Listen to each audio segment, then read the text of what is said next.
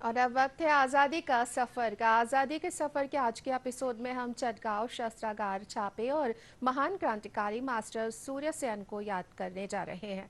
हम महान स्वाधीनता सेनानी तात्या टोपे को भी याद कर रहे हैं। देखते रिपोर्ट।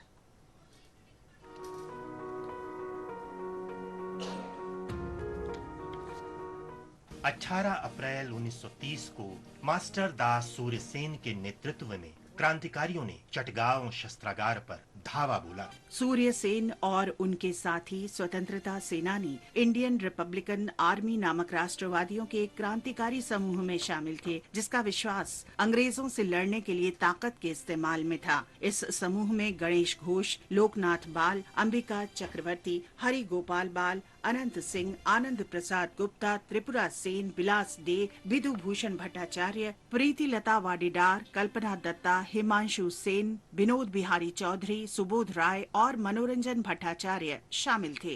डामपारा में पुलिस लाइन के शस्त्रागार पर गणेश घोष के नेतृत्व में क्रांतिकारियों ने हमला किया, जबकि लोकनाथ बाल के नेतृत्व में क्रांतिकारियों के दूसरे समूह ने ऑक्सिलरी फोर्सेस के शस्त्रागार पर धावा बोला। क्रांतिकारियों का समूह टेलीफोन और टेलीग्राफ के तार काटने और रेलगाड़ियों की आवाजाही बाधित करने में सफल रहा, लेकिन हथियारों तक उनकी पहुंच नहीं हो सकी। समूह के लगभग 16 सदस्यों ने पहाड़ ताली में यूरोपीय क्लब के मुख्यालय पर कब्जा कर लिया। हमले के बाद क्रांतिकारी पुलिस शस्त्रागार के बाहर एकत्र हुए, जहां सूर्य सेन ने सैन्य सलामी ली, राष्ट्रीय ध्वज फहराया और क्रांतिकारी सरकार की घोषणा कर दी। इस प्रकार चटगांव 4 दिन तक ब्रिटिश राज से मुक्त रहा, लेकिन जब अंग्रेजों ने वहां और सेना भेजी तो क्रांतिकारी समूह के सदस्य चटगांव शहर छोड़कर पहाड़ियों की ओर चले गए और जलालाबाद पहाड़ियों से ही अंग्रेजों के खिलाफ युद्ध जारी रखा।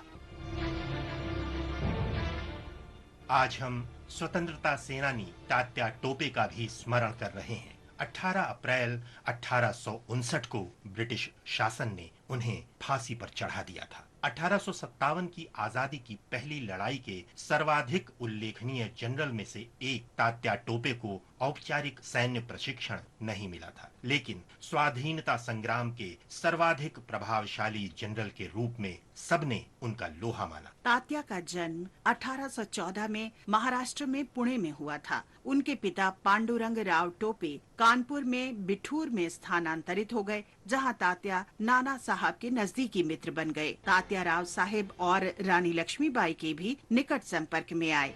मई 1857 में तात्या ने कानपुर में तैनात ईस्ट इंडिया कंपनी की भारतीय टुकड़ी पर विजय हासिल की और स्वाधीनता संग्राम के सक्रिय कार्यकर्ताओं के कमांडर इन चीफ बन गए। जब अंग्रेजों ने कानपुर को फिर से अपने अधिकार में ले लिया तो तात्या टोपे ने जनरल विंडहैम को कानपुर से लौटने पर बाध्य किया। जब ब्रिटिश सेना ने झांसी को घेर लिया, उसी समय तात्या टोपे ने अपना मुख्यालय कालपी स्थानांतरित कर लिया। 20,000 लोगों के साथ वे रानी लक्ष्मीबाई की मदद के लिए आगे आए। बाद में तात्या ने ग्वालियर की सैन्य टुकड़ी की मदद से ग्वालियर के किले पर कब्जा कर लिया।